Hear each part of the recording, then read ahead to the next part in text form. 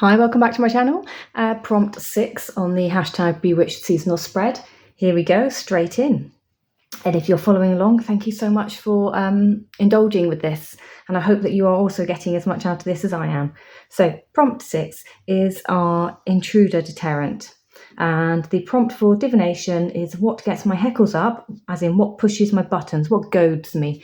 And I was on Gingerface Tarot and Divine Musings channel at the last weekend, which is in my playlist now if you have a look, and we went through the whole spread all in one sitting. So I have sort of touched on this, but that wasn't the way I'm doing it now.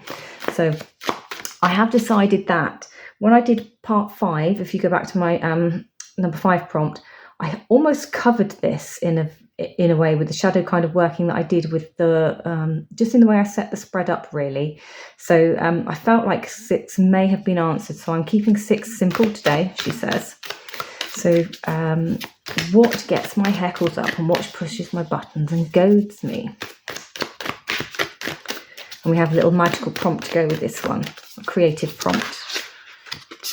Oh, sorry, so I'm using the Tarot of the Vampires by Charles Harrington and Craig Mayer, the new version. And we have 5 of Wands. And then I would like a little more. So tell me more about this 5 of Wands. So I don't like being challenged for challenge's sake. When people are peacocking around me, that I don't like. That kind of reminds me of peacocking. There we go, look, so we've got justice in there as well. So people peacocking just because when actually blindsided justice is there as well, that does irritate me. So I kind of do agree with that, actually.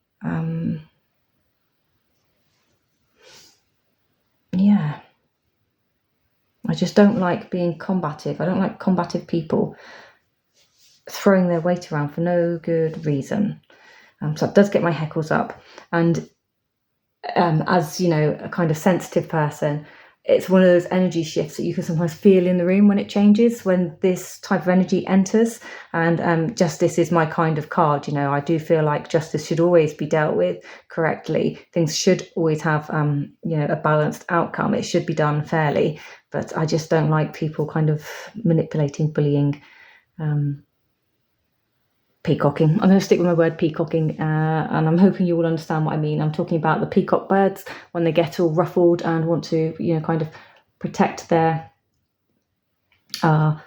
territory. They put their tail feathers up and create like a beautiful looking fan of feathers, but it's all, part of their deterrent, really, their attack warning system to make themselves look bigger.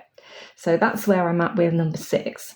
Now this one has a creative protection, creative protection spray or an aroma incense sigil, something to help shield you in these moments. Share your top tips. Now, I was thinking about keys, something that I'd carry on me at all times. So I've pretty much always got my house key on me, and most of us have an extra key ring or thing attached to our house key so that we don't lose it, so we can find it.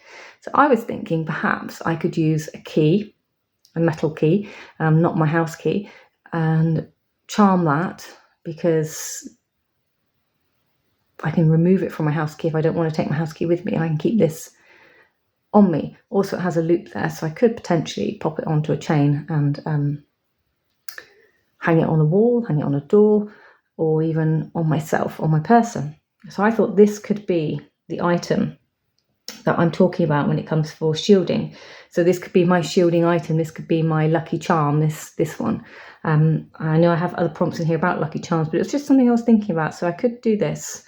And it's a thought I'm having. And as we know, we're all free to change our minds as the process takes us, as it did with my cleansing pot that I made. So this is one thing I'm thinking of. For those who'd like to do something a bit more fun with their cards, I only have these, so I've grabbed these ones. So I thought maybe it could be a rune. So perhaps I want a rune that I might draw onto something to keep with me. So Now this deck is by Arcana.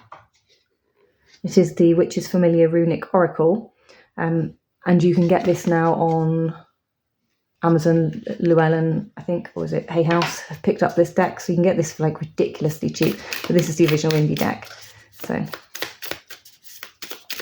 that's why my box looks different.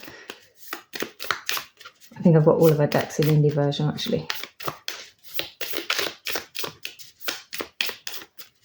So let's have a rune.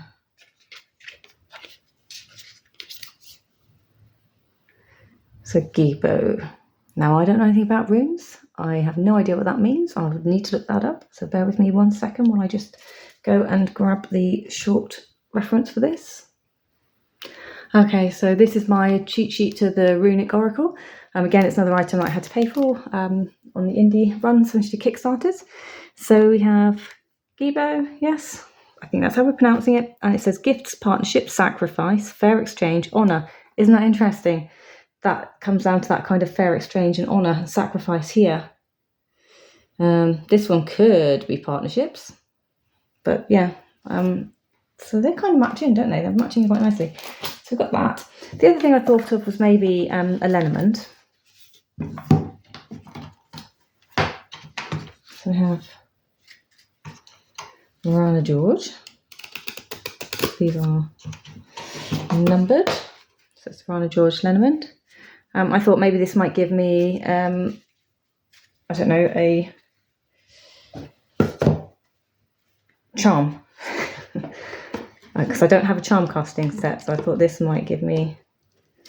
Oh, they're just not gonna fan. Let's have a look here.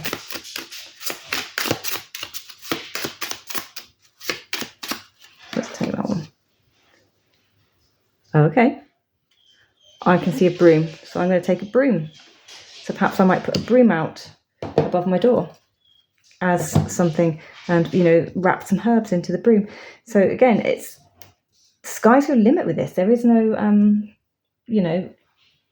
you must do. So that's what I'm thinking. Anyway, I'll see about adding perhaps Gabo to my key, and I quite like the idea of a little broom maybe. Perhaps there's a broom charm that I could get. So that's where I'm at. Please do let me know where you're at with yours. This is a short and sweet one, I know, but I will see you in the next one. Until then, take care. Bye-bye.